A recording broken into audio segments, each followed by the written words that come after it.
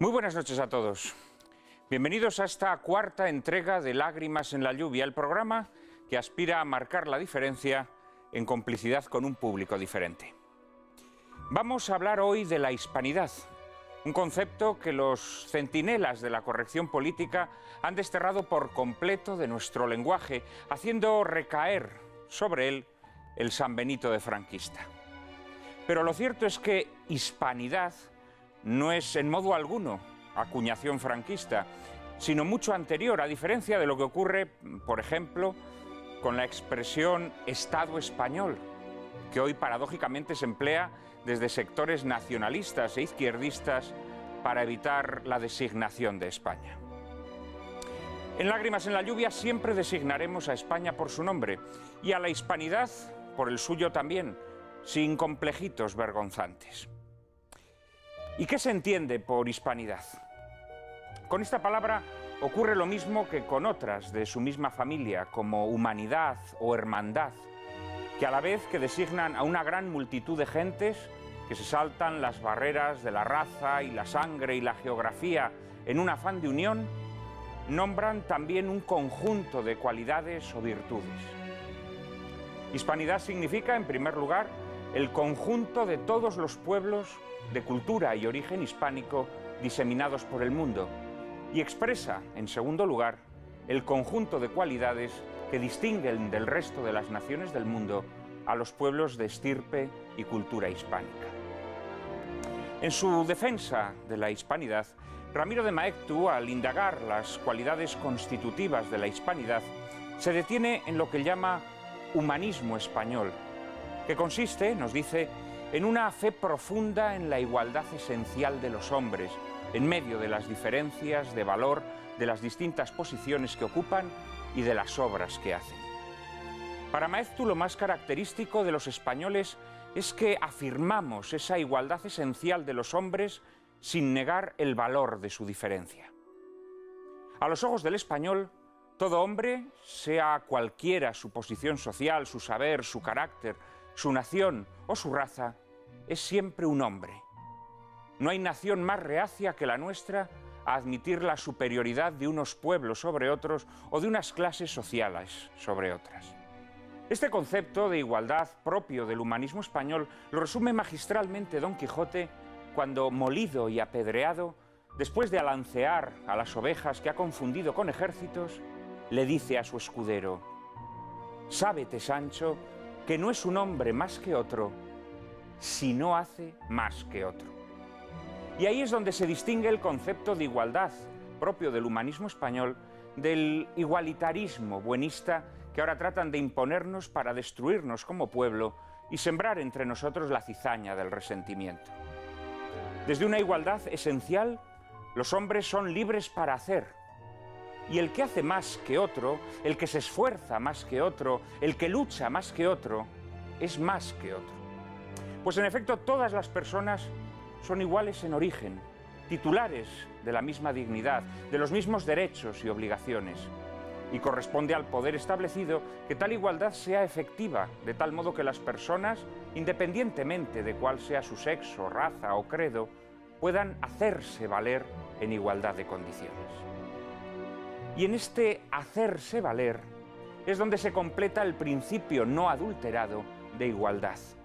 Pues las personas, que en origen son iguales, alcanzan luego, haciendo valer sus méritos y su esfuerzo personal, logros distintos. No hay igualdad verdadera si quien hace más que otro no es más que otro.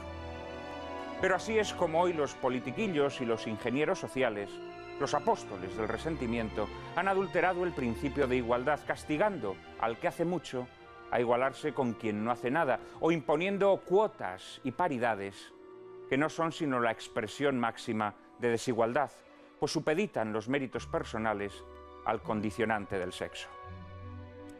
Los españoles no nos hemos creído nunca un pueblo superior, pero al menos mientras rigió el principio de verdadera igualdad, estuvimos convencidos de que éramos capaces de hacer lo que otro hombre podía hacer.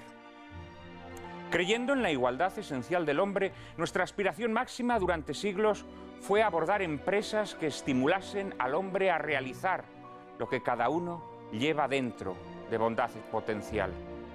Este ideal supremo del español se encarnó como en ninguna otra empresa en la conquista de América. Decía Manuel García Morente, el gran filósofo español, autor de este libro que les recomiendo vivamente, Ideal de la Hispanidad, publicado en la editorial Homo Legens, decía García Morente que en la historia de España la salida a América, la conquista y civilización de América, no constituye un accidente más o menos fortuito, más o menos hábilmente explotado, sino un rasgo que necesariamente brota de lo más profundo del alma española. Los españoles no fuimos a América para traernos América a España, sino para vivir allá, para fundar allá, para crear allá otras Españas, otras formas de ser español en fecundo mestizaje. Y es que el español no siente y casi no comprende las relaciones abstractas. Su concepto de igualdad necesita cuanto antes conocer al otro, establecer con el otro una relación que se funde en la singular persona de ese otro. Por eso, entre españoles, el trato puede más que el contrato, y las obligaciones de amistad pesan mucho más que las obligaciones jurídicas. El español se vincula por lazos de amistad, conoce a los hombres, los trata, convive con ellos, pero no como frías abstracciones del derecho político o del Código Civil, sino como cálidas realidades de amor y de dolor. Y de esa necesidad de fundirse con el otro en amor y dolor nace el impulso de la hispanidad. No negaremos que en aquel fundirse con América que nos completó como españoles no se cometieran muchos abusos, pero fueron abusos nunca permitidos por la ley ni garantizados por la religión, a diferencia de lo que ocurrió, por ejemplo, en las colonizaciones anglosajonas. En contra de lo que pretende la leyenda negra, en la América española nunca hubo un genocidio. En la América española hubo, es verdad, una mortandad mayúscula de indios causada mayoritariamente por las enfermedades traídas del Viejo Mundo. Y hubo, es verdad, muchos encomenderos brutales, pero nunca genocidio, a diferencia, por ejemplo, de lo ocurrido en América del Norte, donde los nativos fueron prácticamente exterminados. Tampoco hubo en la América española el gigantesco comercio de esclavos que otras potencias coloniales organizaron en el África Negra. La reina Isabel prohibió que los indios fuesen esclavizados, y tal prohibición fue reafirmada taxativamente por su nieto, Carlos V, pese a que la esclavitud seguía siendo por entonces una institución vigente y la piedra angular de la organización económica. Y esta mayor benignidad de la conquista española solo es comprensible a la luz civilizadora del cristianismo que impulsaba a nuestros reyes y a muchos de aquellos españoles aguerridos que se embarcaron en una aventura de consecuencias imprevisibles. La misma fe, por cierto, que según Marcelino Menéndez Pelayo, en el célebre epílogo de su Historia de los heterodoxos españoles, dotó a España de una conciencia de nación, de gran nación, librándonos de ser muchedumbre de gentes colecticias nacidas para la presa tenaz de cualquier vecino codicioso. El día en que esa fe acabe de perderse, continúa el gran polígrafo santanderino, volveremos al cantonalismo de los reinos de taifas. A este término vamos caminando más o menos apresuradamente, y ciego será quien no lo vea. Profético, don Marcelino. Hoy no tenemos entre nosotros a Menéndez Pelayo, pero el cuarteto que nos acompañará después de la película es de Órdago. Dos historiadores de grandísimo prestigio, Alfonso Bullón de Mendoza y Fernando García de Cortázar, un escritor y periodista bien conocido por los asiduos de Intereconomía, José Javier Esparza, y un gran jurista, Miguel Ayuso, que ya vino en otra ocasión a nuestro programa. El debate será suculento, pero antes, María Cárcava les presenta la película que lo ilustrará. Muy buenas noches. La película que vamos a ver a continuación lleva por título Capitán de Castilla. Es de 1947 y su director es el norteamericano Henry King, que dirige a Tyrone Power, con quien llegó a trabajar hasta en 11 ocasiones distintas, con títulos tan populares como El Cisne Negro, Fiesta, Chicago o El Príncipe de los Zorros. El guión corrió a cargo de Lamar Trotti, que adaptaba así la primera parte de la novela homónima de Samuel Sheila Barger, un bestseller de la época. El reparto de esta superproducción incluye a Jan Peters en el papel principal femenino e incluye en papeles secundarios suculentos a Lee Jacob, John Sutton o César Romero interpretando a Hernán Cortés. La acción se desarrollará en el siglo XVI a caballo entre Jaén, Cuba y México, esbozando el paisaje de un país, España, que comenzaba a dominar el mundo ante la mirada aletargada de una Europa envejecida y de una América emergente. El film tiene una ambientación sobria, aunque no exenta de colorismo, envuelta en un halo trágico muy característico en su director King. El tratamiento fotográfico está casi tan cuidado como la banda sonora, de la que se encargó notabilísimamente Alfred Newman y que, por cierto, le valió al film una nominación a los Oscar. Como curiosidad, añadir que los exteriores fueron rodados en México y que era la séptima película en la que colaboraban juntos protagonista y director. Prepárense para pasar un buen rato siendo cómplices de las traiciones, amores encendidos, oscuras venganzas y caballerescos lances en defensa del honor que les proponemos esta noche. Como suele ser habitual en el cine americano de la época, Capitán de Castilla desliza errores históricos de bulto o acepta los errores veniales establecidos por la leyenda. Así, por ejemplo, Cortés nunca quemó sus naves para impedir que sus hombres pudieran volverse a Cuba, sino que agujereó su casco. Quizá el más pintoresco de todos los errores de la película que a continuación van a ver consiste en llamar insistentemente Santa Hermandad a la Inquisición, cuando, como de todos es sabido, la Santa Hermandad fue un cuerpo de gente armada pagada por los concejos para vigilar los caminos y perseguir criminales.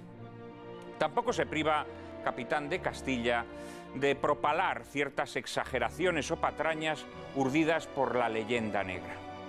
Así, verán que en la película aparece un indio reducido a la esclavitud, lo que las leyes de Indias prohibían taxativamente. Y como no podía ser de otra manera, la Inquisición es retratada al modo caricaturesco al que estamos acostumbrados. Sin pretender justificar los métodos inquisitoriales, tampoco evangélicos, conviene precisar que en sus más de 3 siglos de existencia, la crueldad de la Inquisición española no fue comparable a la de episodios como las persecuciones de católicos durante los reinados de Enrique VIII e Isabel I de Inglaterra, o como las matanzas anabaptistas en Alemania y Holanda, o como las hogueras de Calvino en Suiza. En fin, se calcula que la Inquisición española en sus 3 siglos de vida pudo ejecutar entre 3.000 y 5.000 personas. En la Alemania protestante, por ejemplo, bajo la acusación de brujería, murieron en la hoguera 25.000 mujeres. Pero como reza el refrán, unos tienen la fama y otros cardan la lana. La fama de la gesta americana no ha podido quitárnosla ni siquiera la leyenda negra, y aquí Henry King se rinde ante ella con su habitual buen hacer, propio del artesano que completó una filmografía de más de 100 películas dentro de la línea del clasicismo. Capitán de Castilla se encuentra desde luego entre las mejores, al lado de Las nieves del Kilimanjaro, La canción de Bernadette, Tierra de audaces o Almas en la hoguera. Que ustedes disfruten de ella. Luego, en compañía de nuestros invitados, tendremos ocasión de discutir sus deslices y de ponderar sus virtudes.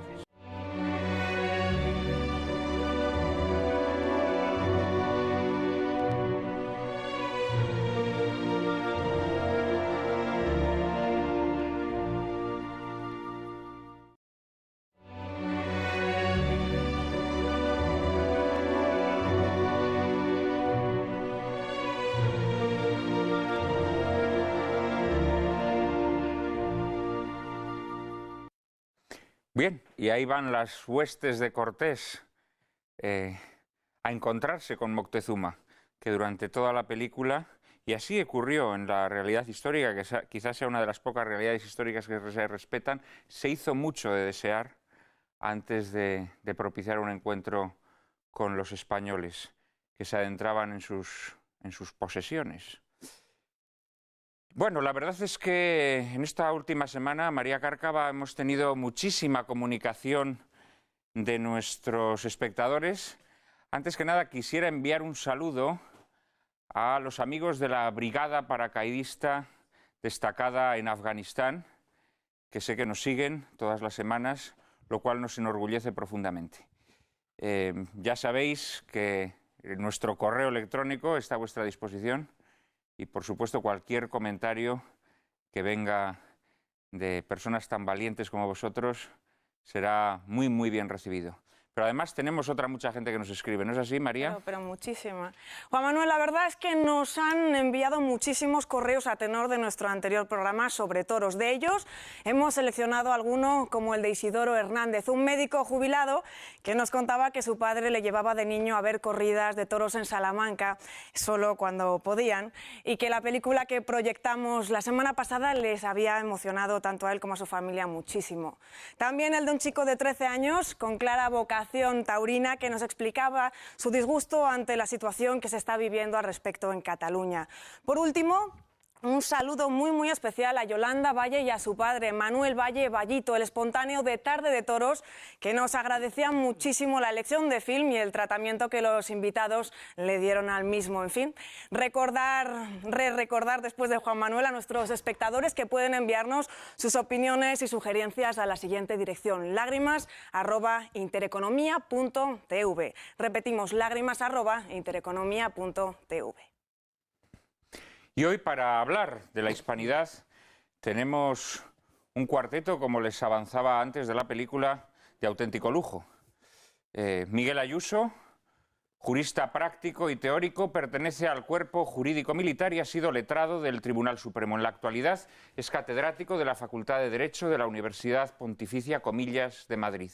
Dirige la revista Verbo, de formación cívica y acción cultural según el derecho natural y cristiano, y es presidente de la Unión Internacional de Juristas Católicos. Autor de unos 20 libros, entre los que destacaremos Después del Leviatán, sobre el Estado y su signo, El Ágora y la Pirámide, una visión problemática de la Constitución española, La Constitución cristiana de los Estados o Estado, Ley y Conciencia. Miguel, bienvenido otra vez a Lágrimas en la Lluvia. Muchas gracias, Es un placer tenerte de nuevo entre nosotros. Fernando García de Cortázar, jesuita y catedrático de Historia Contemporánea de la Universidad de Deusto, es director de las fundaciones Vocento y 2 de Mayo y autor de más de 50 libros en los que ha conjugado sensibilidad literaria, rigor científico y grandes dotes de divulgador.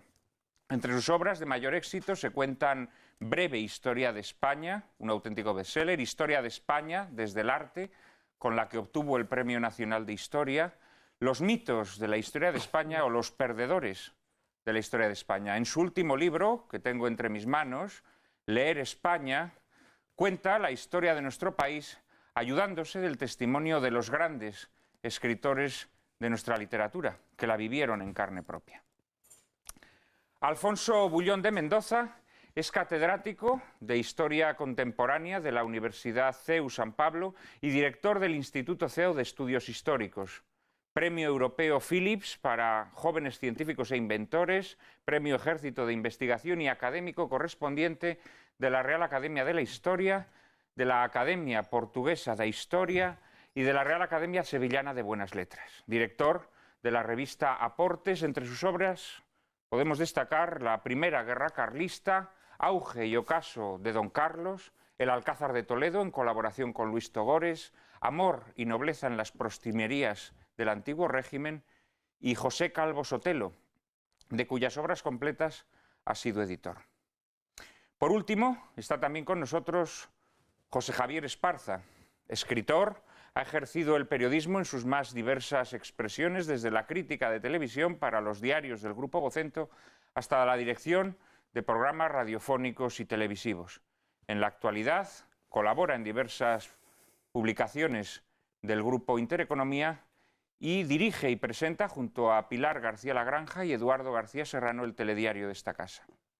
Entre sus obras de divulgación histórica destacaremos La Gesta Española, España Épica, en donde trata los asuntos que hoy nos traen aquí, El Terror Rojo en España, La Gran Aventura del Reino de Asturias o El Libro Negro de Carrillo.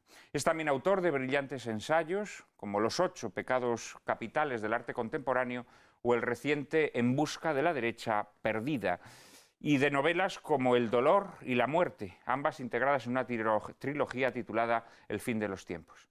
Muchas gracias a todos por vuestra presencia, es un inmenso placer. El placer es nuestro, colectivo además. Sospecho que mientras veías la película veía que alguno de vosotros se rebullía en el asiento, muy especialmente nuestro querido Miguel Ayuso, a quien yo creo que algunos extremos de la película le han molestado bastante. ¿Pretendes que abra el fuego? Sí, pretendo que abras el fuego. Con mucho gusto. A ver cómo puedo resumirlo de una manera sintética. Yo creo que esto es la visión de la leyenda negra en clave de la democracia cristiana. Digamos, como pequeña provocación. ¿Por qué? Porque, digamos, desde un ángulo superficial, visto desde la corteza, pues efectivamente todo es relativamente blando. Tyrone Power es un capitán blandito. El fraile es incluso un fraile precursor del ecumenismo, diciéndole a Cortés que no derribe los ídolos, reprochándole que los haya derribado y veniendo a decir que ya se caerán solos. Y en realidad... Bueno, ahí eres un poquito tergiversador. Lo que dices es que no hay que derribarlos a cañonazos. Y... Eres un poco tergiversador. Y Jan Peters ni siquiera está mona, que ya es el colmo. Es decir, no tiene la menor... Es una mujer verdaderamente muy sugestiva. ¿Esto a quién se lo atribuyes? ¿A la leyenda negra o a la democracia cristiana? Bueno, yo creo que a la democracia cristiana... La culpa de que no esté buena creo que a la democracia cristiana, porque en La mujer pirata, por ejemplo, está estupenda. Pero si dejamos el nivel superficial y vamos al nivel profundo, es la leyenda negra en su sentido más venenoso. Más venenoso, que pasa mucho más naturalmente a partir de una apariencia templada, incluso dulce. Eso se ve en el tema de la Inquisición, cuyo tratamiento es repugnante, sobre todo habida cuenta del carácter verdaderamente popular que tuvo la Inquisición en España. El grito, viva la Inquisición, muera la policía, es un grito popular todavía en el siglo XIX. Y ciertamente en otro aspecto verdaderamente llamativo y odioso, que es esa visión brutal que da del campesinado, del pueblo, de los lacayos, de los siervos del señorito. Hay que darle ese calificativo al inicio, ¿no? A mí me parece que esta es si se me permite como provocación inicial, me parece que esta es la síntesis. Esparza, sé que también has visto cosas de la peli, también te veía rebullir en el asiento, incómodo. Podrías bien decir, ha habido cosas de la película que incluso me han gustado. Porque, bueno, yo luego destacaré algunos méritos de la película. Yo, desde el punto de vista cinematográfico, no me considero apto para juzgar. Es decir, es una película entretenida, pero desde mi punto de vista plantea demasiado tarde las cosas importantes. Coincido prácticamente con todo lo que ha dicho Miguel, incluido lo de la democracia cristiana. Pero en lo que yo estaba reflexionando permanentemente cuando la veía es ¿por qué demonios no hay en el cine español reciente, en fin, pongamos reciente, en los últimos 35 años, una película que pueda hablar abiertamente de estas cosas? Es tremendo. Bueno, si hablase abiertamente, como te puedes imaginar, la visión que se da aquí de la Inquisición la podríamos considerar incluso ñoña comparada con lo que una película que es española que hoy se expresase abiertamente. Claro, estaba pensando, según la veía, por ejemplo, la única película española de tema, digamos, descubrimiento, conquista, etcétera, de los últimos años, es La espantosa El Dorado de Saura, abundantemente sobrefinanciada con fondos públicos para el quinto centenario del descubrimiento. Una película que cuenta la historia de Lope de Aguirre, muchísimo peor que Werner Herzog, sin su brillantez, y tratando en cada uno de los fotogramas, y son muchos, de dejar lo más hondo posible la imagen de la España histórica. Tenemos un verdadero problema. Así que, ¿cómo vamos a criticar a los americanos, que al fin y al cabo, a los norteamericanos, son ajenos, ¿verdad?, cuando nosotros no hemos sido capaces de hacer nada mínimamente digno de uno de los mayores acontecimientos de la historia universal, protagonizado por nosotros y echado a la basura por nosotros también? La relación de la cultura española contemporánea con el descubrimiento, conquista, evangelización de América siempre ha sido problemática. En tiempos de Franco también. En tiempos de Franco, en contra de lo que mucha gente se piensa, se hicieron muy pocas películas de asunto americano, ¿eh? Y de asunto falangista, y de asunto laboral. Sí, claro, claro. Se hicieron muy pocas películas de todo. Se hicieron muchas películas. Lo que pasa es que existe una imagen muy distorsionada sobre el cine español de la época. O sea, vamos a ver, de tema americano, yo he estado mirando todas las posibles películas que se podían proyectar hoy en este programa y realmente te llevas grandes sorpresas. Orduña ha hecho un par. Orduña hizo Alba de América. Sí. Florian Rey hizo La nao capitana. Y a partir de ahí...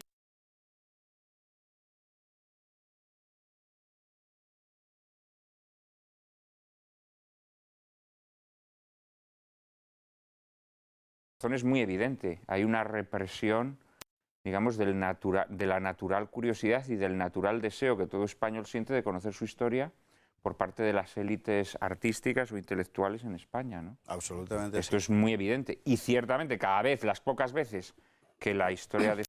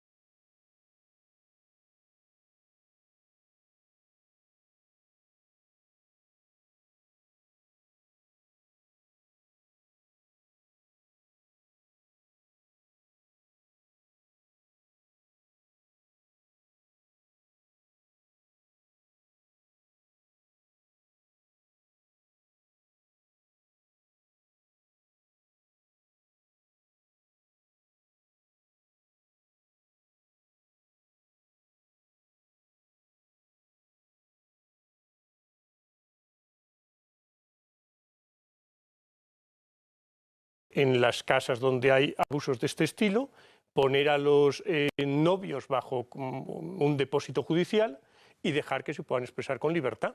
Y en los matrimonios de disenso en América, matrimonios notoriamente desiguales, en ocasiones, ningún padre puede aducir que es que su hijo es de muy elevada condición y la otra contrayente lo contrario, porque eso no se admite. Es decir, ante la Iglesia son todos iguales, el amor expresa la libertad del hombre y la Inquisición garantiza que en lo que se llaman juicios de disenso en América, en el 90 y tantos % de las ocasiones, los que se quieren casar lo pueden hacer. Cambia precisamente cuando la Inquisición decae, cuando en el siglo XVIII impera la razón. Claro, ante la razón el amor no es razonable. E incluso llega a haber a finales del siglo una pragmática de Carlos III de matrimonios desiguales que prohíbe incluso que el sacerdote pueda casar a aquellos que quieran casarse con todas las penas que traía consigo el que hacer un matrimonio desigual.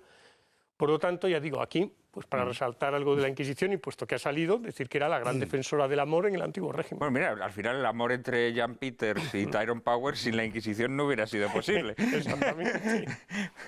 ¿Dónde situarías, Fernando, muy buenas noches, Muy buenas noches. ¿Dónde situarías tú esa infiltración de la leyenda negra y en qué momento no la supimos detener? Porque la realidad es que la leyenda negra pesa como una losa, ¿no?, sobre la historia de España. Sí, yo creo que sí, pero probablemente pesa más para los propios españoles. El problema de España es que los propios españoles a veces interiorizamos las peores visiones que se dan en el extranjero, pero no interiorizamos las buenas que se dan, porque quizás en este momento las mejores visiones que se dan de la época de la conquista, colonización, evangelización americana, pues se dan desde fuera. Quizá la obra de Hugh Thomas sobre la conquista de México, pues es una obra que no se ha escrito desde España.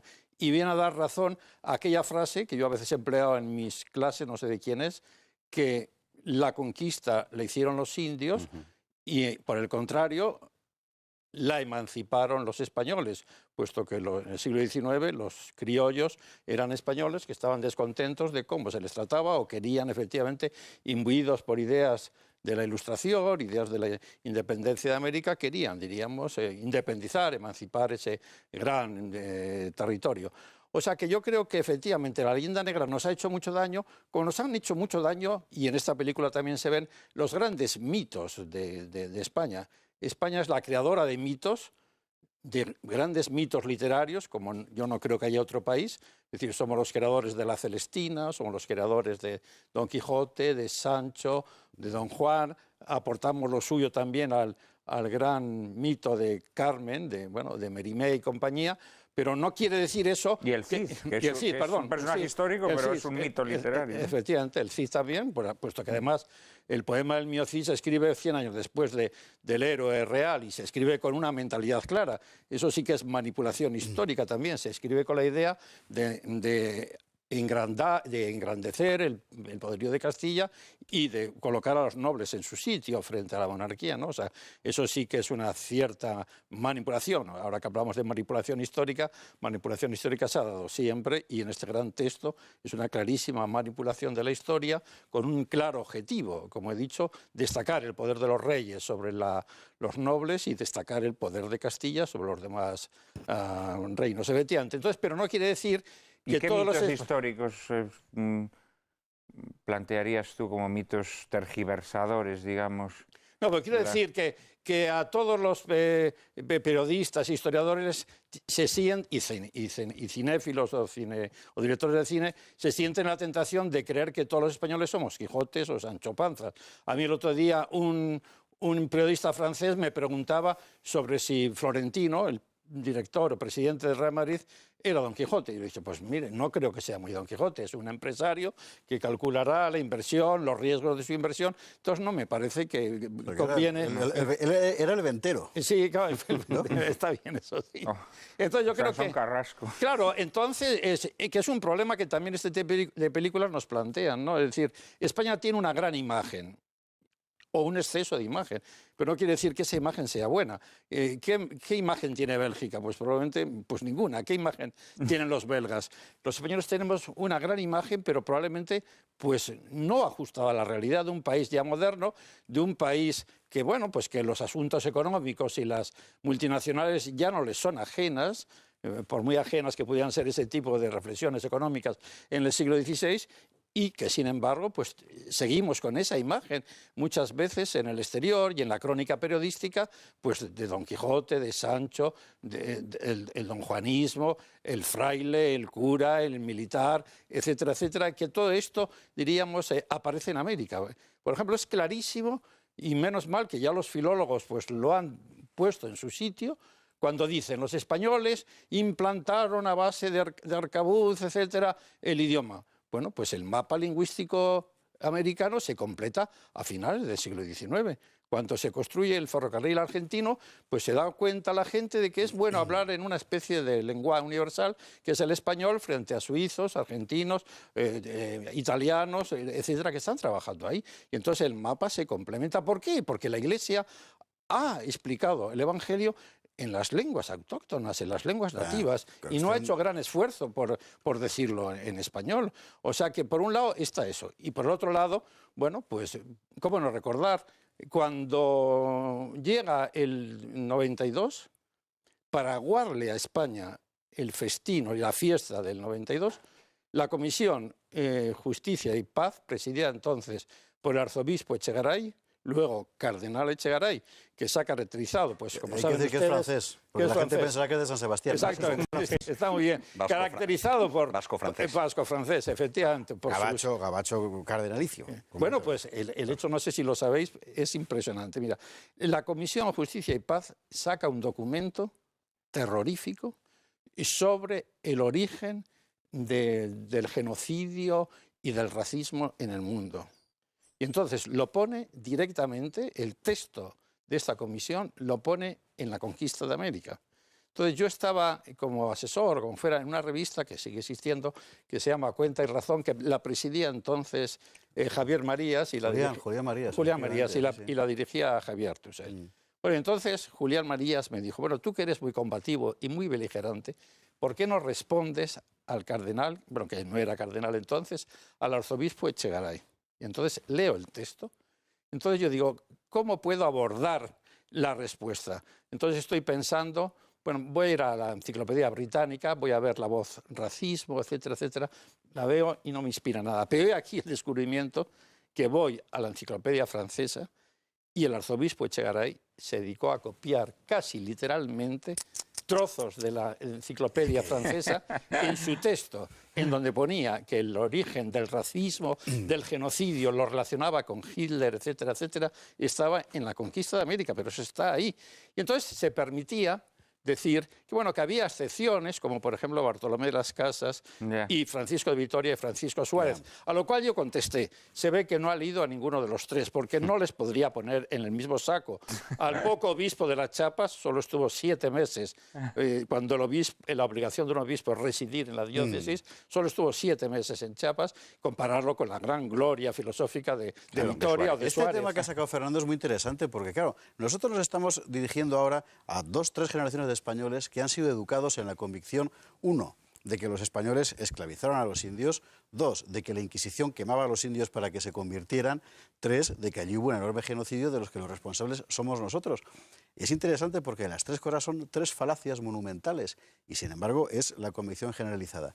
Que desde el punto de vista académico, cuando uno es honesto o honrado, por mejor decir, acepta como tales falsedades, pero que en el mundo del bachillerato, por ejemplo, cuando se enseña eso y no simplemente el coito, se siguen bueno, pero acordémonos la tontuna de las peticiones de perdón, pues etcétera, claro, en 1992. Hay que explicar sin tregua una y otra vez. Bueno, y sobre todo hay que hacer una historia comparada. Aquí ya se ha dicho. Pero esto ha empapado totalmente la conciencia colectiva a ambos lados del océano. Me comentaba ayer un amigo argentino que venía de la Feria del Libro de Frankfurt, donde Argentina ha sido el país invitado, que en los discursos de los políticos, de la Kirchner y toda la patulea que tiene consigo, todos los discursos a la hora de evocar los orígenes de la literatura argentina, pues hablaban de los pueblos originarios, de las literaturas de los pueblos originarios, y automáticamente se pasaban a la influencia francesa e inglesa, ¿no? Es decir, es una cosa impresionante. El que mató a los pueblos originarios fue el general Roca, es decir, son las independencias, son las repúblicas las que exterminaron a los indios. Eso es importante subrayarlo también, porque es una cosa que en España la mayor parte de la gente ignora 2 cosas fundamentales. Una, que por cierto en la película tampoco se ve, la conquista del imperio azteca y del imperio inca, no nos engañemos, sin las masas de decenas de miles de indios que ayudaron a los españoles. Estaban hartos de los aztecas. Porque estaban hasta el gorro, porque eran unos tiranos. Claro, pues eso fueron ellos. Esa es la verdadera liberación de América. Claro, la verdadera liberación de América es la llegada de los españoles con la fe católica. Quiero recordar una película que lamentablemente tiene 4 de los derechos, que es Apocalipto, pero la compró Sogecable, en fin, cuya última escena es exactamente eso. Es decir, es la liberación de ellos. Pues fíjate, Apocalipto... Y la segunda, perdona Miguel, y la segunda cuestión es que la gran mortandad bélica de la población amerindia es sobre todo a partir de la independencia y con cifras realmente escalofriantes. Es decir, en las guerras civiles de Perú, nada más comenzar la emancipación, a partir de 1830 y tantos o una cosa así, estamos hablando de que mueren hasta 300.000 personas en 3 años, que es una auténtica locura de guerras civiles. En algunos territorios es que además hubo un plan preconcebido de exterminio. En Uruguay, por ejemplo. En Argentina, claro. Uruguay. Argentina mucho. No, yo iba a decir que Apocalipto es la contrafigura de esta película que hemos visto. Es verdad que el tema es alusivo solamente, está aludido, pero está con una gran fuerza. Está con una gran fuerza la terrible situación de la América precolombina y está insinuado con una elegancia y con la liberación de la llegada de los españoles. Y esa liberación es la hispanidad. Claro, la hispanidad fue exactamente eso, lo que comenzó en ese momento. Cuando llega el tipo con barbas en la canoa, ¿verdad?, y el indio acosado de repente ve que llega un tipo peligrosísimo, como decían que a las carabelas llamaban cerros, ¿no? los indios. Bueno, en un cerro, ¿no? Porque pensaban que eran montañas que se movían por el agua. Y a partir de ese momento comienza algo completamente único en la historia de la humanidad, tan único que el caso de nuestro emperador Carlos es el único que yo conozco en toda la historia de un soberano que en pleno auge de la conquista ordena detenerla hasta tener la certidumbre moral de que está obrando bien, que es lo que hace en la controversia de Valladolid, ¿no? Otra cosa que también, por supuesto, se ignora por completo en los... Luego vamos a hablar de ella, Sí. ¿Creéis entonces que el concepto de hispanidad es un concepto vigente o creéis que es un mito propio de épocas de la historia que conviene olvidar?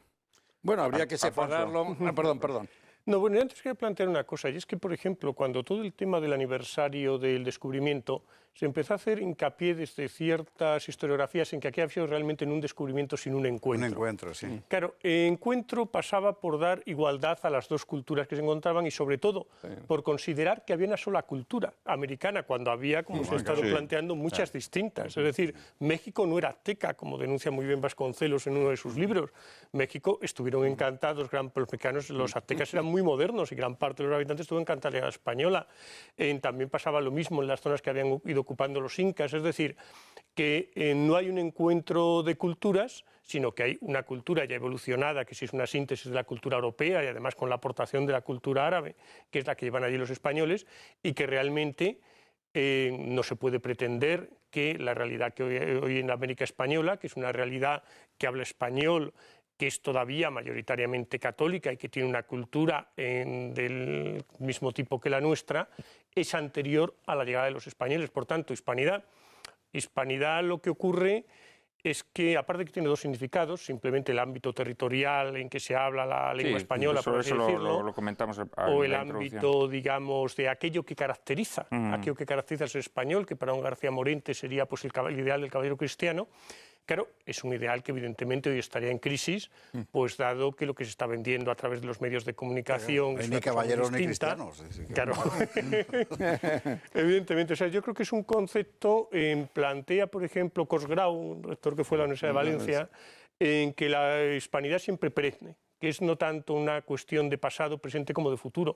Y desde el punto de vista, el futuro de la hispanidad pues será un futuro preocupante de hacia dónde puede ir. Miguel, ¿te veía hacer algunos gestos? A mí no me gusta el concepto de hispanidad. Me parece un concepto de sustitución que tuvo una componente positiva en el balance en el momento en que se forjó. Y eso es extraordinariamente importante y hay que reconocerlo. Pero que tiene sus límites. Y tiene sus límites desde mi punto de vista hacia el futuro, sobre todo. Si me puedo explicar un poquito más, lo desarrollo. Vamos a ver, el concepto de hispanidad, en realidad, su forja, sabemos que lo has citado en la introducción, ¿verdad?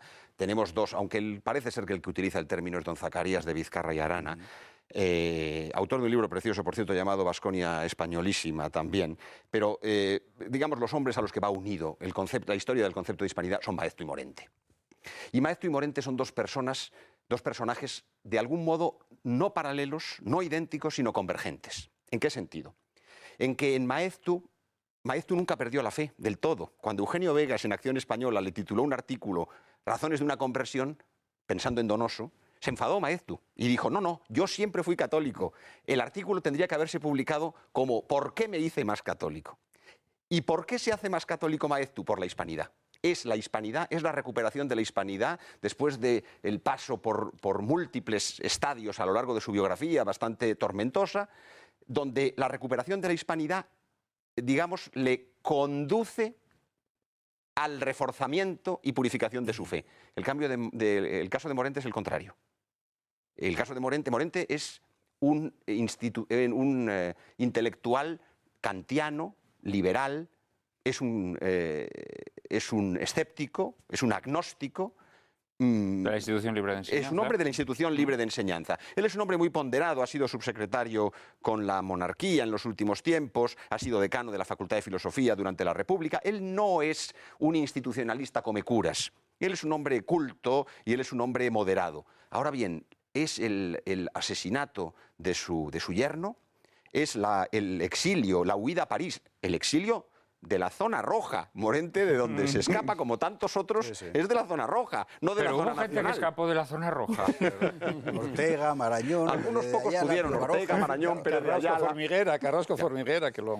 Entonces, cuando está en París, lo cuenta en El hecho extraordinario, ¿verdad? Él, escuchando La infancia de Jesús de Berlioz, pues resulta que hay algo que mueve su vida.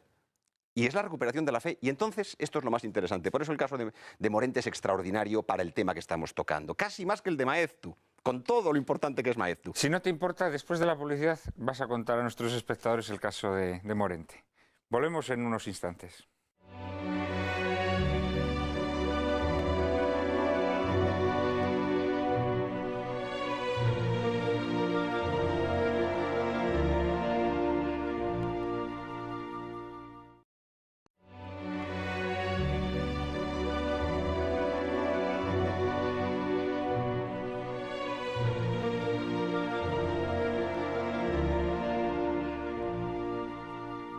Muy buenas noches otra vez. Nos había dejado Miguel Ayuso con la curiosidad a flor de piel, narrándonos el proceso de conversión o de cambio de García Morente, como ejemplo también de esa convergencia desde situaciones distintas con Maeztu en torno al concepto de hispanidad, que nos decías que en realidad es un concepto que no te gusta porque es un concepto de sustitución. Y también supongo que nos vas a explicar sí. a qué es lo que sustituye. Adelante, por favor. No, lo que estaba diciendo era la convergencia del proceso de Maeztu, que es de la hispanidad a un reforzamiento de la fe, y el de Morente, que es el opuesto. Es de la recuperación de la fe a la afirmación de la hispanidad. Pero aquí es donde está lo significativo, porque Morente, cuando recupera la fe, terminará haciéndose sacerdote. Y, por cierto, Ortega le retirará el saludo, como hizo a Maeztu. Ortega era un miserable y el liberalismo español tiene estas cosas. Pero, en fin, esto daría para mucho más. Pero me encanta cuando sueltas el espolón así, como que no quiere la cosa. Ortega era un miserable. Ortega le dedicó a Maeztu en la primera edición de las Meditaciones sobre el Quijote y la retiró luego. Y cuando se encontraban en acción en la escalera de la casa donde estaban la Revista de Occidente y Acción Española durante la República, no le saludaba a Maeztu. Esto lo contaba Eugenio Vegas, que ha sido uno de mis maestros, lo contaba de ver a don Ramiro llegar a la tertulia de Acción Española agitado y decirle: ¿qué le pasa a usted, don Ramiro? Me he encontrado con Ortega. ¿Y qué ha pasado? Ni me ha saludado. Bueno, en fin, dejemos el asunto.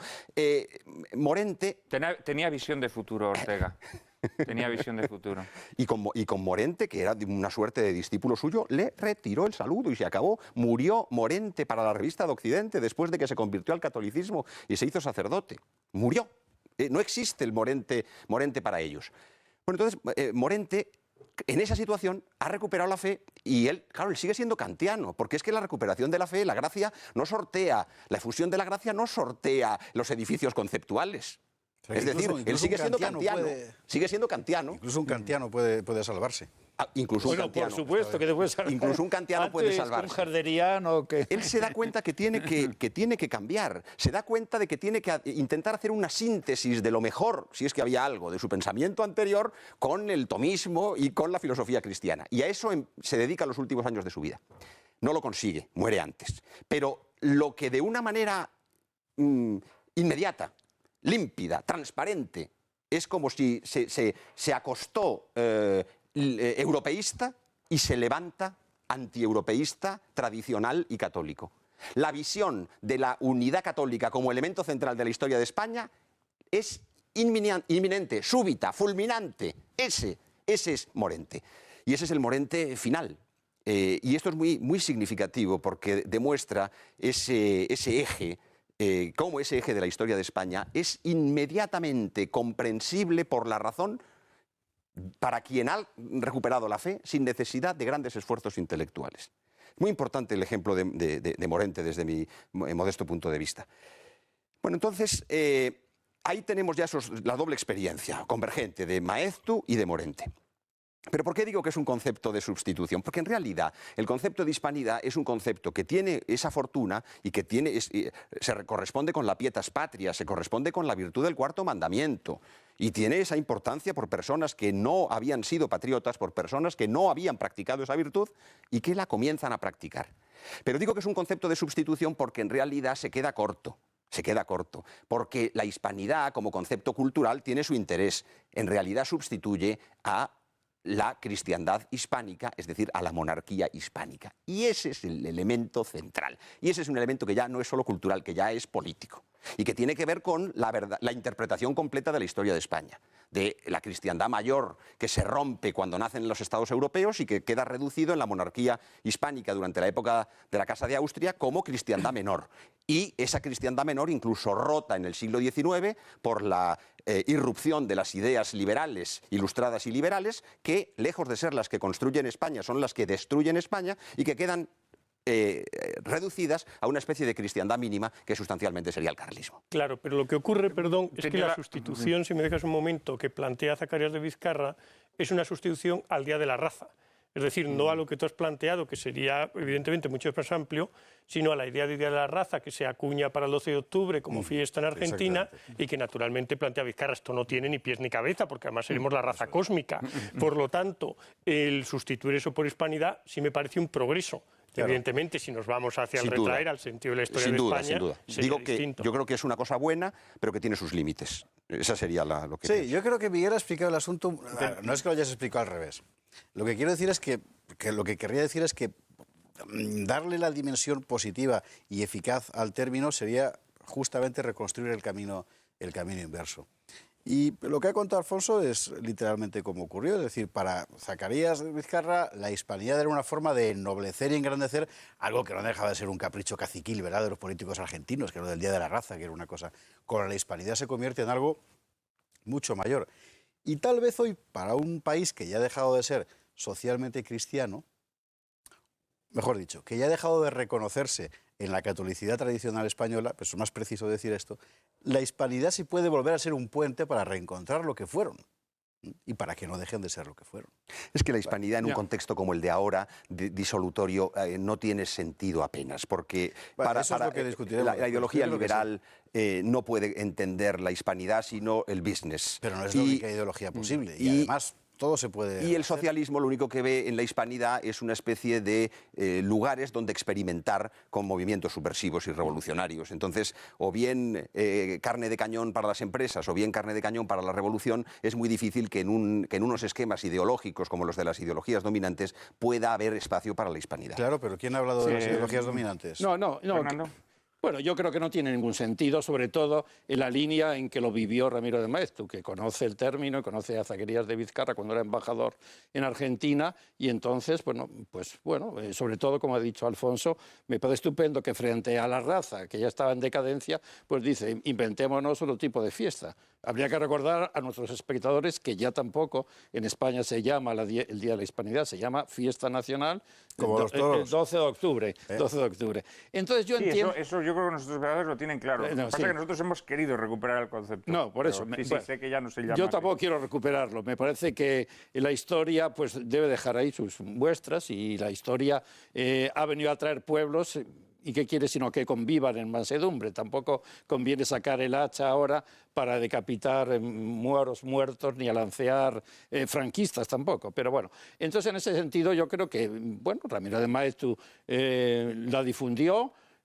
A mí me parece bastante aberrante algunas de las cosas que se dicen en ese libro, sobre todo desde una óptica de un nacionalismo laico, de una nación laica. Es decir, si nosotros ponemos la nación española en la afirmación de la cristiandad, en el sentido providencial de España, de predicar el Evangelio, los que no crean están condenados a no ser españoles. Entonces yo creo que sería estupendo crear una nacionalidad basada en el civismo, en el respeto de las leyes, en el respeto a los demás, pero no en la conciencia ni en el confesionalismo cristiano como destila la obra de Zacarías Vizcarra y la de Ramiro de Maeztu, que entre paréntesis, aparte de pertenecer a una familia realmente admirable, donde hay pintores, hay pedagogos, pedagogas, etcétera, él, es un converso del liberalismo y los años le hacen, diríamos, radicalizarse en su postura. Y luego, habría que separar, claro, este término del concepto de la época, que es primo hermano del concepto de italianità, que también se emplea en ese momento, y a mí me parece que,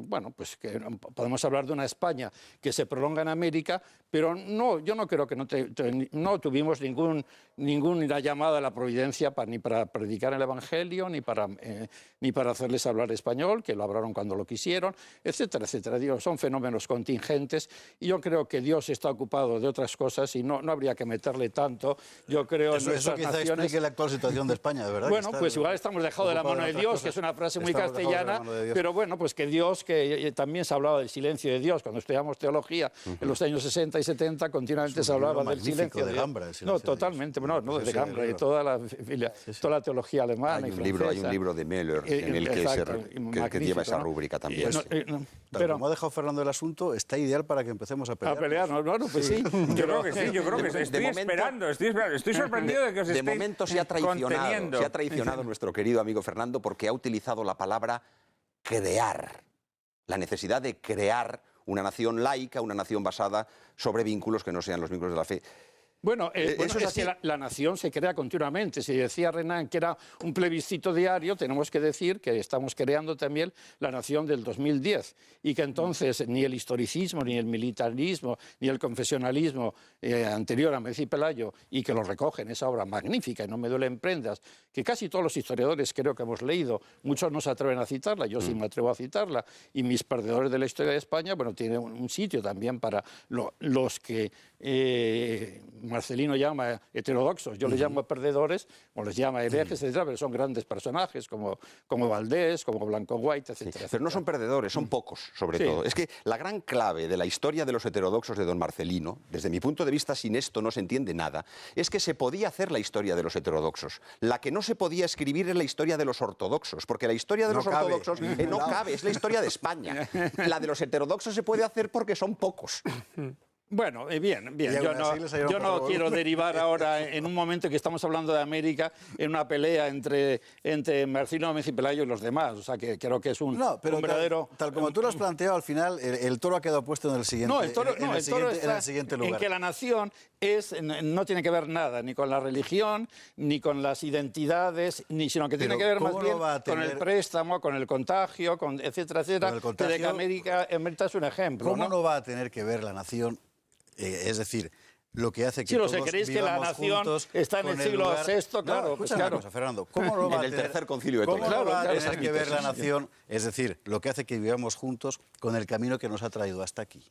Sí, bueno, bien. Claro que tiene que ver. Tiene que ver con el deseo de los españoles. No te dedicas a especular en bolsa, te dedicas a escribir historia. No, pues si escribo la historia y la digo así. Tiene que ver con el deseo de los españoles de pertenecer a una nación que tiene una historia y que se ha manifestado fundamentalmente en una serie de lenguas, sobre todo en el español, etcétera, etcétera. Ciertamente. Tiene que ver con eso, pero claro ya sí. no tiene que ver con sentimientos identitarios, tiene que ver con el deseo manifiesto de unas personas que aprueban una constitución y que dicen, bueno, vamos por lo menos a conllevarnos, a no vivir cejijuntamente. Cuando hablas de constitución, ¿te refieres a la constitución en el sentido...? Sí, en el sentido del liberal y el sentido del 19 y del 20. Entonces, no constitución querido Fernando, desde ese punto de vista, la historia de España es una catástrofe sin paliativos. Pues será lo que sea. Tienes un tribunal constitucional que hace mangas y capirotes del texto que aprueba. Pues critiquémoslo. Una nación que se rompe y que se deshace por donde le da la gana. No, perdona. Es decir, un sistema creado tan cívicamente como acabas de describir y que es incapaz de generar sus propios anticuerpos para evitar su degeneración desde dentro de sí misma. Eso no va a ningún... Eso es Bélgica. Tú hablabas antes de Bélgica. Eso es Bélgica. Nosotros sobrevivimos por otros motivos. ¿Por qué? ¿Por la defensa de la hispanidad? No, entre otros motivos, porque tenemos un montón de cosas detrás. Hombre, vamos a ver. Sí, por supuesto. No voy a negar yo que tenemos una historia detrás cuando he escrito 60 libros sobre historia de España. Pues claro. Pero no quiere decir... No, vamos a ver. Tú tienes miedo de que convirtamos al cardenal Primado de Toledo inmediatamente en presidente del Consejo del Reino, cosa que no vamos a hacer. Pero es que la hispanidad es otra cosa. Sí, claro, es decir, hay un no, ya hemos visto lo que la hispanidad se ha dicho desde aquí. Yo creo, vamos a ver, hay dos cosas que has dicho que... Lo que es la hispanidad, según Ramiro de Maeztu, porque hispanidad también lo empleaba Miguel de Unamuno, frente al concepto de españolidad, le gustaba más el término de hispanidad. Y la hispanidad también es Portugal, si vamos a eso. ¿Cómo no va a ser? Los que sabemos Hispania, historia antigua. Yo diría que toda comunidad humana se congrega en torno a un impulso religioso o sustitutivo de lo religioso.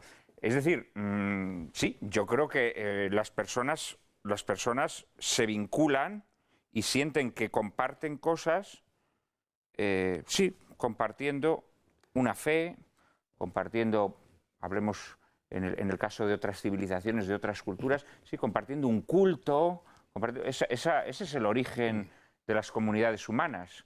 Ya podemos discutir si el origen del Estado es o no un origen religioso, pero yo creo que en toda comunidad humana sí hay un origen... Pero no tiene el mismo peso en todas, ¿eh? Yo creo que eso por supuesto que no, pero... lo explica muy bien Morente, precisamente, no en ese libro Idea de la Hispanidad que tú citabas, sino en una lección inaugural de la Universidad de Madrid, me parece que del año 42, Ideas para una filosofía de la historia de España, donde explica perfectamente cómo en Francia el catolicismo es un ambiente en el que se puede vivir o no, en el que Francia es una nación católica, ¿quién lo va a discutir? Ha sido una nación católica, pero que en Francia la religión no constituía el nervio, mientras que en España, es la tesis de Morente, sí. Y yo creo que esa tesis es acertada, ha sido acertada, y precisamente en cuanto eso se ha ido diluyendo, se ha ido diluyendo el sentido de España. No es casual la situación en la que nos encontramos. Más bien está conectado no con el deseo de tener que construir o crear cosas, sino que lo que se ha demostrado es que cuando se ha pretendido crear o construir algo, lo que se ha hecho es destruir lo que eran los vínculos naturales y que esos vínculos cívicos no han llegado a sustituir a los vínculos naturales. Bueno, no han llegado a sustituir porque efectivamente, pensemos en el 12 de octubre, probablemente la imagen religiosa de la fiesta del Pilar hace, diríamos, desvanecerse cualquier otra reflexión de una nación laica, de una fiesta nacional. Y porque realmente en España, desde el 19 y el 20, los símbolos laicos de la nación pues han luchado contra las expresiones o manifestaciones religiosas, muchas veces lanzadas o impulsadas desde un nacionalcatolicismo que efectivamente les han absorbido. Porque a veces es mucho más fácil explicar, como explicáis vosotros, que la nación es la identificación con un credo, con una religión, que la nación es la identificación pues con una constitución o con unas ideas de libertad y de igualdad que están ya en la Constitución francesa o están en la independencia de Estados Unidos, etcétera, etcétera. Bueno, como probablemente es mucho más fácil, y yo soy, ya se me ha presentado como se me ha presentado, soy cristiano practicante, es mucho más fácil probablemente explicar a un niño y enseñarle a un niño desde la óptica religiosa, utilizando ejemplos del niño Jesús, del Evangelio, etcétera, que es desde una óptica puramente laica. Yo entiendo que los padres agnósticos probablemente lo tienen mucho más difícil para Yo creo educar. que no es más fácil, es verdad. Y bueno, aparte de que sea verdad, pero digo que es más fácil enseñarle probablemente valores que son valores más allá de la religión, del sacrificio, de la entrega a los demás, del heroísmo, de la generosidad, etcétera, desde la conducta, por ejemplo, pues de Jesús, etcétera, que es de la conducta o de los ejemplos laicos. Yo me consta que así es así por muchos agnósticos que conoces, que te dicen eso. A mí ya me gustaría utilizar la reflexión religiosa, como la emplearon en mi caso, pues para reforzar vínculos, diríamos, cívicos y sociales. Pero lo que es evidente, claro, tú sitúas el nacimiento de España, ¿qué lo sitúas? ¿En las constituciones liberales? Por supuesto, claro. O sea, tú no de España, de la nación española, el concepto nacional, de Vive la Nación, de 1794. Bueno, porque es ahí se grita viva la nación. Y entonces, ¿por qué? Porque creo que Napoleón tiene que ver mucho con la nación. Sí, claro. Porque él la crea para Francia y los demás la crean frente a él. O sea que yo creo que efectivamente tiene que ver mucho con la nación. Con lo que no tiene que ver nada es con el Concilio de Toledo. O sea, no tiene que ver nada, porque la prueba es que además, cuando en el siglo XIX los liberales dicen viva la nación, y lo digo en castellano, los curas carlistas decían abajo la nación, viva la religión, porque efectivamente pensaban que la religión era algo que se Tienes que decir que los liberales decían también lo de tragar a servilón y toda la cosa no era... Alfonso, Miguel. Es que los pueblos no son naciones, son tradiciones. La nación, en sentido revolucionario, que pretende convertirse en un concepto político identificado con el Estado, eso sí que es un invento del siglo XIX. Y eso es un desastre, eso es lo que ha destruido a los viejos pueblos. El desastre es lo que tenemos ahora y lo que efectivamente... Bueno, lo que tenemos ahora es consecuencia de ese proceso. Es un proceso que está directamente ligado con ello. Pero eso no es nacionalcatolicismo lo que yo sostenía. No sé si lo que mis colegas, no me atrevo a hablar respecto de ellos. Sospecho que aquí nadie ha defendido pero eso. yo no, el nacionalcatolicismo sería lo contrario, sería una inversión perversa en la que se pondría lo religioso al servicio de la nación. Es al contrario, es la iluminación de la nación a través de lo religioso, en el servicio de lo religioso, porque la salud de las almas es la ley primera, según dice el adagio canónico. Bien, yo creo evidentemente que la nación es un plebiscito de lo cotidiano, que planteaba Hernán, que has citado, pero también es un producto de la historia. Entonces, claro, en la nación no puede nacer, es la famosa controversia que tiene Jovellanos, por ejemplo, con un Quintana sobre la Constitución, cuando plantea, España tiene ya su Constitución, que está formada por el conjunto de las leyes tradicionales españolas, que es el sentido inglés de constitucionalismo. Es decir, yo creo que la nación es producto de la historia y está incluso en nuestro caso incardinado claramente en una sociedad determinada. Cuando Toynbee hace su estudio de la historia, distingue unos modelos de sociedad. Entonces todo lo que sería el mundo occidental es la civilización cristiano-occidental, porque está basado sus valores en el cristianismo, puede estar más o menos explícito en cada país. Por lo tanto, en el caso de España, en lo que es toda la formación de España, como en lo que es toda la cultura occidental, hay una huella importante y notable del catolicismo. Totalmente de acuerdo, pero claro, no sé si tiene que ver mucho con la idea de nación. También tiene que ver en Francia. Francia se llamaba la hija predilecta de la Iglesia. Claro, no, pero lo que quiero decir... No, perdóname, Fernando. La hija primogénita. La hija predilecta igual era España. Lo que quiero plantear es que no es separable, en el caso de la historia de España y probablemente en la mayor parte de los países europeos, el tema de la religión del tema de la historia. Sí, claro, efectivamente. Yo cuando inicio mis investigaciones como historiador, a mi Artola, historiador laico, diríamos, me dice, la tontuna es hacer numerosas historias del movimiento obrero. En aquella época que estaba de moda el movimiento obrero, finales del franquismo, movimiento obrero en Guadalajara, en Tenerife. Igual había 5 socialistas, no sé. Entonces, bueno, estudiemos la Iglesia, que es la que tenía importancia en la historia de España. Y así yo me introduje en los estudios de historia de la Iglesia, ¿no? Vamos un momento a publicidad y enseguida volvemos.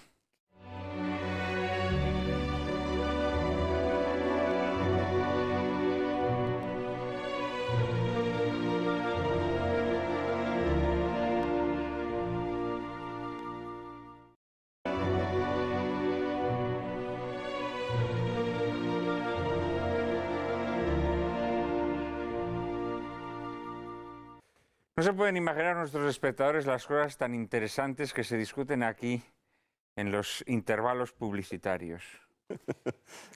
Hemos hablado antes de temas que se desprenden del concepto de hispanidad y hemos terminado hablando de si la nación española nace con las constituciones liberales, si por el contrario tiene que ver con la religión compartida de los españoles durante muchos siglos, si lo religioso es constitutivo de lo español o si por lo contrario es contingente y accesorio. Yo les prometo a todos nuestros espectadores que dedicaremos otro programa a hablar sobre todos estos asuntos, a hablar sobre el concepto de nación, a hablar sobre la importancia de lo católico en la Constitución de España, pero ahora vamos a intentar volver atrás y vamos a intentar seguir hablando del asunto que hoy nos convocaba aquí, América, el descubrimiento, colonización y evangelización de América. María Cárcava nos va a dar algunas notas sobre este aspecto último y, en este caso sí, fundamentalmente religioso. Vamos a ello. La gesta americana no se entiende si no se acepta que los españoles estaban imbuidos de una misión trascendente. No es posible hablar de conquista de América sin referirse a su evangelización. Lo primero que hicieron los españoles cuando pusieron los pies en América fue plantar una cruz en el suelo y lo siguieron haciendo en todos los lugares en los que se asentaban. Junto a los conquistadores hallamos siempre a uno o varios sacerdotes dominicos, franciscanos y jesuitas. Tomaban a los indios bajo su protección, fundaban iglesias, escuelas, hospederías y hospitales, hasta formar poblados bajo el nombre de reducciones, extendiéndose desde el norte de México hasta el Paraguay. La Iglesia se desplegó en el Nuevo Mundo al mismo tiempo que la conquista política, pero mantuvo una posición de independencia que le permitió actuar como conciencia y freno moral del poder político. Será la presión de los religiosos la que llevaría a redactar las sucesivas leyes de Indias y la que promovería los debates como la controversia de Valladolid que mencionaban antes nuestros invitados. La reina Isabel ordenó en su testamento a sus herederos que nunca cejaran en la labor de evangelizar a los indígenas, y que ese habría de ser el principal fin de la conquista. Y la verdad es que así fue. Aunque posteriormente afloraron conductas reprobables y violentas dictadas casi siempre por la avaricia, pero la Iglesia se encargó de corregir muchos de estos abusos, denunciándolos ante el poder civil. Y al margen de estos casos aislados, la Iglesia no cometió violencias para convertir a los indios. Las poblaciones indígenas abandonaron el paganismo porque en sus estructuras mentales la religión estaba ligada al orden político y derrumbado este, abandonaban sus cultos de origen porque ya no tenían sentido. Por eso la evangelización fue tan rápida. Los evangelizadores además propiciaron una labor revolucionaria en la época con la traducción del catecismo y de las escrituras a las más diversas lenguas indígenas, hecho que evidentemente favoreció la difusión de la nueva fe entre los nativos. Fernando, antes hablabas de lo religioso como algo contingente. Sin embargo, ante una empresa como la conquista de América es evidente que lo religioso es constitutivo. O sea, no se puede entender toda esta empresa que aborda España en ese momento sin referirnos, evidentemente. Sí, yo creo que sí, sobre todo desde el punto de vista, diríamos, de Isabel la Católica. Yo creo que en ella las ideas religiosas están muy presentes y es la gran obra de Castilla, porque eso habría que recordar a nuestros espectadores, ¿no? que es Castilla y no es Aragón y en cierta medida no es España. Es la corona de Castilla la que tiene como labor suya América, que eso también habría que recordar en un momento en que, por seguir la política de la corona de Aragón, Aragón y Castilla se meten en Europa, a Castilla le hubiera venido muchísimo mejor centrarse en América y abandonar cualquier epopeya o cualquier aventura pero luego imperial. Se lo hace suyo, Carlos V, Bueno, los sucesores... lo hace desde el comienzo, pero digo que la que paga además el imperio y la que paga los platos rotos, diríamos, de Europa y de las conquistas de Europa es Castilla, que es donde además la corona puede poner impuestos y puede recaudar con más facilidad que en Aragón. O sea, por eso que habría que recordar que América está vinculada mucho más a Castilla que Castilla en un sentido grande, que también hay que recordar a nuestros espectadores que Castilla era Galicia, y era Asturias, y era el País Vasco, y era Andalucía, y eran pues las Castillas, ¿no? Pero por eso hay tanto nombre vasco, por ejemplo, en América. A mí me llama la atención y siempre protesto cuando voy a Argentina y entonces pues levantan un monumento al vasco Juan de Garay. Bueno, pues es al castellano natural del País Vasco, bueno, que tampoco se llamaba País Vasco entonces, se llamaba Señorío de Vizcaya, se llamaba Guipúzcoa, etcétera, etcétera. O hay que recordar las cartas que escribe Elcano, que a los nacionalistas les tienen que sacar sarpullidos cuando se encuentran en el Escorial, las cartas de Juan Sebastián Elcano, y pone un castellano de Guipúzcoa, Juan Sebastián Elcano, que es de ese pueblocito tan maravilloso y bonito de Guetaria, el gran comedor actualmente del País Vasco, y firmaba así sus cartas, porque él era un castellano. Eso habría que recordar ahora, que tenemos muy claro quizás el mapa de las 17 autonomías y no tenemos el mapa natural de buena parte de la historia de España. Entonces, Castilla, eso sí, yo creo que Isabel la Católica, claro, después, a miles y miles de kilómetros, yo no voy a pensar que el conquistador, también podríamos recordar, y al hilo de esta película lo recordamos, qué tipo de gente fue también a la conquista, ¿no? Pues muchos hombres buscando fortuna, muchos hombres que se escapan incluso de la ley en España, etcétera, etcétera. Entonces, quizás pues en muchos de ellos no está claro ese pensamiento y la metrópoli está muy lejos, quizás para intervenir. Pero y también en muchos casos, bueno... admirables. Frailes y clérigos. Y sobre todo... Y muchos de esos hombres de fortuna... Sí. Que luego se hacen frailes. Exacto. Sí. Y habría que recordar una cosa, que eso es evidente, y en eso se distingue la historia de España en América de la historia de la colonización francesa o inglesa, que es las universidades. Las universidades españolas se trasladan inmediatamente, con el modelo de Alcalá y de Salamanca, se trasladan inmediatamente pero pensemos que... En 1551 están México y Lima. Antes, ¿no? La primera es Santo Domingo, luego Lima y luego México, efectivamente. Pero es que recordemos que los portugueses no han tenido nunca una universidad, me parece, en Brasil. O sea, las primeras universidades en Brasil son ya cuando está emancipado. Es que Brasil fue colonia. Y claro, efectivamente. El Nuevo Mundo fueron provincias de ultramar. Y eso me parece interesantísimo. Yo quería decir dos cosas para completar lo que acaba de exponer Fernando, y esas dos cosas son las siguientes. Una, que fueron agentes del rey de Aragón los que van a desmontar el horroroso tinglao que había montado Corona al principio,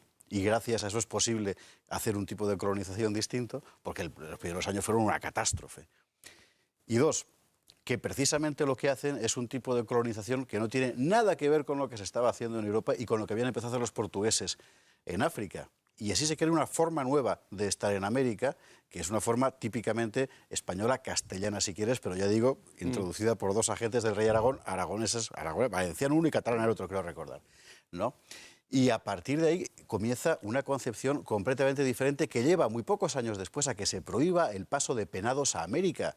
Cosa que es verdad, en la película me ha llamado la atención, ¿no? Ellos se imaginan la conquista, los norteamericanos quiero decir, la conquista de América como hicieron ellos la suya. No. Se prohibió y además hay que recordar poquísima gente, es decir, en todo el siglo XVI, si yo no recuerdo mal, en el archivo de Indias aparecen 200.000 personas, nada más. Es poquísima gente, comparado con las poblaciones que había allí autóctonas, ¿no? es una concepción completamente diferente del hecho colonial. No son colonias propiamente dichas.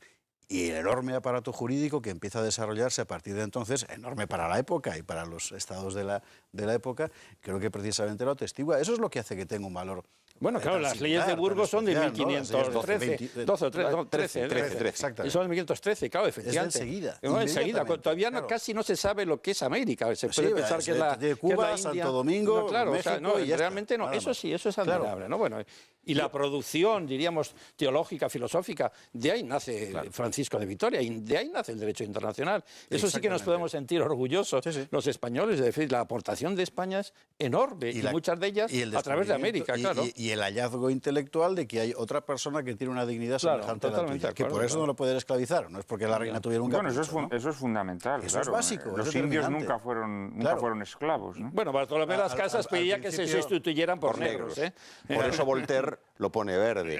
Por eso Voltaire no puede ver a Bartolomé de las Casas. Justo castigo a su perversidad. Hay que decir que tenía una razón aquello. Era el hecho de que ellos habían sido ya adquiridos como esclavos, por tanto no les cambiamos de naturaleza, ¿no? Pero bueno, no deja de ser. Yo quería decir dos cosas. La primera es una pequeña precisión en el sentido de lo que decían Fernando y Javier respecto de que las Indias no fueran colonias. Este es el título de un libro famoso de Ricardo Levene, un historiador argentino, en el que jurídicamente demuestra cómo la estructura que se llevó al ultramar, a las provincias de ultramar, a los reinos de ultramar, era exactamente la estructura jurídica que había aquí. Es decir, el régimen de municipios a través de los cabildos y el régimen de las cortes a través de los congresos, con mayor o menor penetración, más el cabildo que el congreso, pero es la traslación. Luego, por tanto, no hay una mentalidad colonial, sino que hay una mentalidad exclusivamente de crear nuevas Españas, las Españas ultramarinas.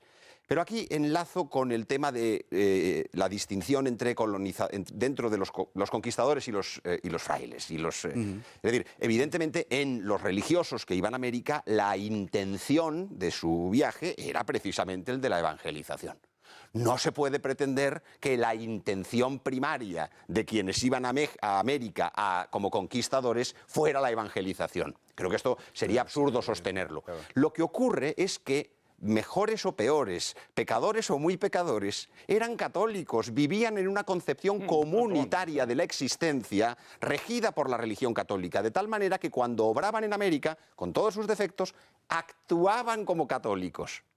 De tal manera que eso es lo que explica que aunque la intención primaria para los laicos, para los conquistadores, no fuera propiamente la evangelización, con su acción, mejor o peor, evangelizaban. Y cuando surgían conflictos, porque estos conflictos se han suscitado siempre entre los dos poderes, esto es inevitable, digamos, el diálogo entre el poder civil y la Iglesia no tiene arreglo. Digamos que esto ha existido durante toda la historia. Ha habido momentos en los que en régimen de cristiandad, digamos, ha habido una subordinación, la potestas in temporalibus, respecto de las finalidades principales. Pero en América yo creo que hay que subrayar que también los conquistadores eran normalmente evangelizadores. No, y además es que era un fenómeno bastante curioso. Vamos a ver, fueron muchos hombres de fortuna, fueron incluso muchos delincuentes. El caso de Tyrone Power en la película que hemos visto, huye de la Inquisición. Había mucha gente que huía de la justicia, se embarcaba, se iba a América huyendo de la justicia. Pero es que mucha de esa gente, hombres de fortuna, hombres que iban a la búsqueda de un enriquecimiento, probablemente bajo el impulso de la avaricia, delincuentes, etcétera, etcétera, es que luego también vivían muchas transformaciones. Es que muchos de esos soldados de fortuna terminaban haciéndose frailes allí. Eso cuenta Bernal Díaz del Castillo concretamente, de todos los que conquistan. O sea, que eso es un fenómeno, con Cortés, es un fenómeno real. La lista es realmente llamativa. Efectivamente, la de los hombres de Cortés, ¿no? Sí. O sea, que quiero decir que ahí pasó algo también, o sea, que efectivamente participaban de una visión especial de la vida, ¿no? Alfonso. Bueno, yo creo que es evidente, es decir, en la sociedad española era entonces una sociedad muy vertebrada en torno a la religión, era la religión compartida, eran los valores comunes y todo español, fuera allí por lo que fuera, la verdad tenía ese sustrato. Quizá tú también como jesuita, ya que te presenté así, ¿no? el papel de los jesuitas en... Yo creo que es importantísimo. Es importante. Quizá no en el primer momento, ¿no? Porque claro, se crea... No existía la... Primero son los compañía de dominicos, Jesús. claro. En 1511 está ya Montesinos diciendo lo que decía sobre el indio y la importancia que tenía, etcétera. O sea, son los dominicos, pero ya efectivamente a partir de 1550, 50 y tanto, ya los jesuitas están ahí, porque algunos jesuitas importantes se van con los portugueses, que es el caso de Francisco Javier. Ignacio de Loyola destaca a un íntimo amigo suyo, que es Francisco Javier, una persona a la cual él quería mucho, y lo destaca con los portugueses. Por eso Javier aparece como un santo portugués. O sea, yo me acuerdo con el motivo del 5º centenario del nacimiento de Francisco Javier, que ha sido ahora, pues yo fui el comisario nombrado por el gobierno del PP y luego confirmado por el gobierno del Partido Socialista de las celebraciones del 5º centenario de Javier. Y entonces mi misión era ir a Lisboa para decirles a los portugueses que no era un santo portugués, sino que era un santo español. Y pero que se lo dejábamos un ratito. Sí, lo dejábamos un rato, sí, efectivamente. Bueno, pues en el caso mismo de Colón, bueno, que probablemente, ciertamente, yo creo, con bastante probabilidad, no sería quizás español. Y, sí, es que eso no es importante. No es importante, efectivamente. Porque la nacionalidad, aquí volveríamos a la nacionalidad. No es importante porque es el rey el que... Bueno, pero ahí no es la nación, sino que es el rey el que le dice. ¿no? Pero es que te cuesta reconocerlo porque te sale la nación de nuevo. No, bueno, me sale la nación en el sentido latino. De natural, como sabes, la nación en ese sentido era la patria chica, ¿no? Como la patria. Prácticamente hasta el siglo XVIII, con los ilustrados, es más bien la patria pequeña. Lo vemos en el Quijote y lo vemos en todos los textos, ¿no? De nación vizcaíno. No quiere decir que le gustaría a los nacionalistas que hubiera una nación en Vizcaya, ¿verdad? Sino que era que habían nacido en Vizcaya, ¿no? Efectivamente. Pues entonces yo creo que efectivamente los jesuitas, y yo creo que el invento de las reducciones del Paraguay es emocionantísimo. O sea, eso sí que es, ¿cómo llamarle?, ¿no? Un presocialismo. Realmente es un modelo en la historia de las ideas y en la historia del pensamiento incluso político admirable. Pero yo entiendo que no eran todo reducciones, al estilo de los jesuitas que han pasado a la historia con las reducciones del Paraguay. Yo creo que ese es un modelo, por eso han tenido tal fama muchas veces incluso fuera de España. Hay obras de teatro, como sabemos, sobre las reducciones del Paraguay, ¿no? Que hicieron todo, hicieron una música maravillosa, hicieron pues todo, sí. Bueno, y la célebre película de La Misión, ¿no? Sí. Que es una... Pero vamos, yo sí pienso que la colonización la colonización española de América tiene unos rasgos constitutivos evidentes. A mí, por ejemplo, resulta muy sorprendente que en un momento en el que la esclavitud, hombre, era la institución sobre la que se fundamentaba la economía, ¿no? Realmente... Eso es muy importante. Tú imagínate el golpe psicológico que debió de ser para un vencedor allí, que de repente le dijeran, no puedes hacer esclavos. ¿Por qué? O sea, todo el mundo tiene esclavos. Desde que recuerda el tiempo, todo vencedor ha hecho esclavo al vencido. Yo acabo de ganar. ¿Y por qué no puedo tener esclavos? No, porque la reina... Pero ¿y la reina quién es?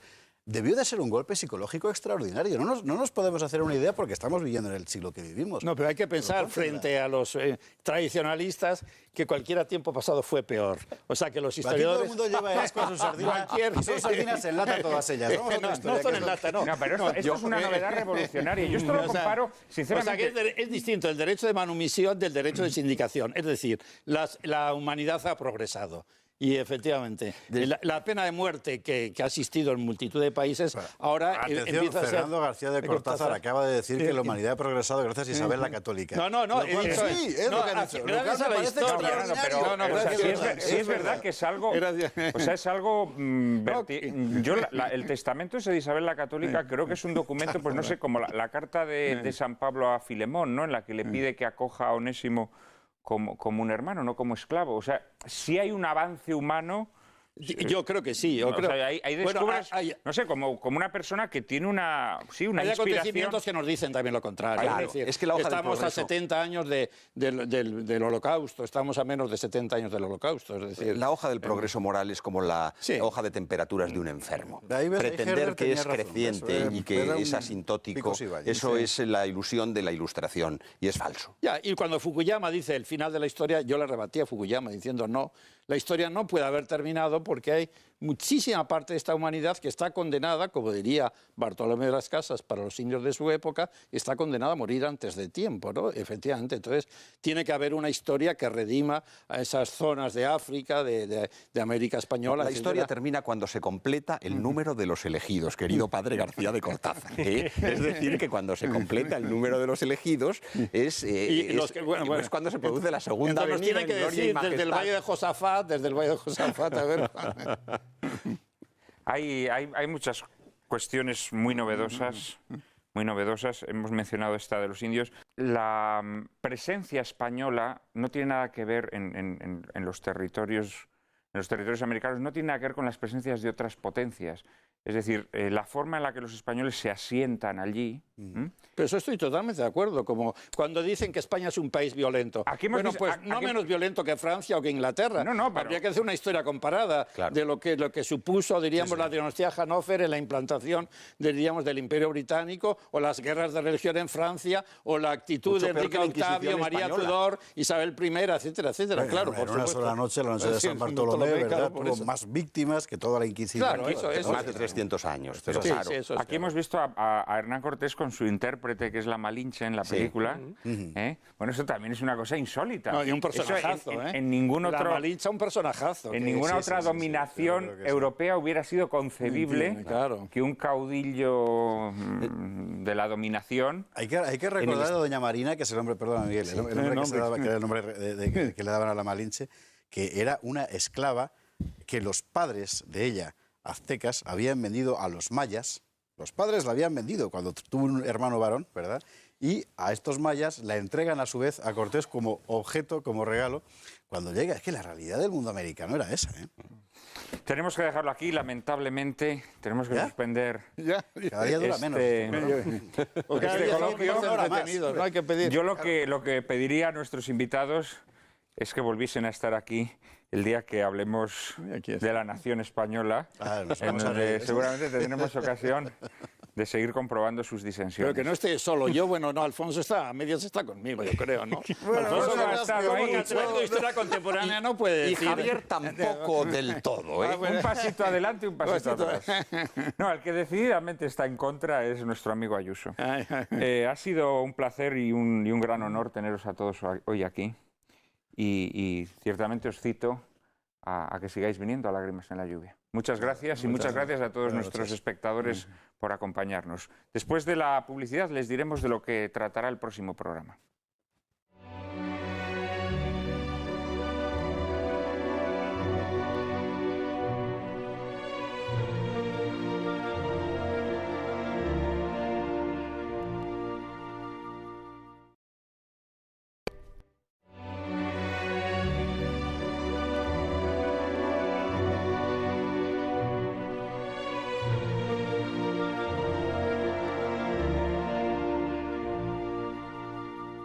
Cárcava, qué historia la de Hernán Cortés y la Malinche, ¿eh? Pues la verdad es que sí, Prat, a mí la verdad es que me dio muchísima pena Hernán Cortés.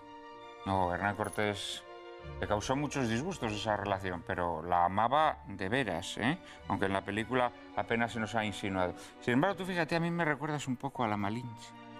¿Por qué? ¿Eh? Te ruego pues porque encarecidamente eres tan buena intérprete como ella.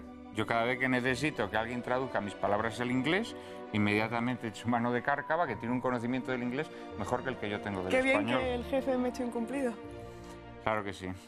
En fin, nos veremos la próxima semana, en la que les ofreceremos un programa dedicado a analizar las degeneraciones del noble arte de la política.